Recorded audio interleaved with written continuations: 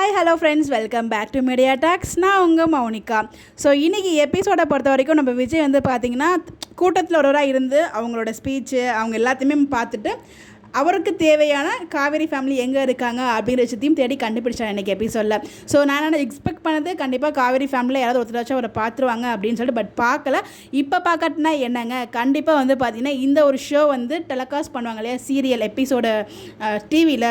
அப்போ வந்து எனக்கு தெரிஞ்சு காவேரி ஃபேமிலியில் பார்த்துருவாங்க, அப்போ வந்து ஃபீல் பண்ணுவாங்க. ஸோ வந்து அப்போ அட்லீஸ்ட் நம்ம குமரன் ஃபீல் பண்ணுறதுக்கு நிறைய பாசிபிள் இருக்குது. நம்ம சொல்லாமல் விட்டோமே, குமரனும் காவேரியும் கண்டிப்பாக மற்றவங்க ஃபீல் பண்ணுறாங்களா இல்லையோ குமரனும் காவேரியும் ஃபீல் பண்ணுவாங்க அப்படின்னு சொல்லிட்டு நான் நினைக்கிறேன்.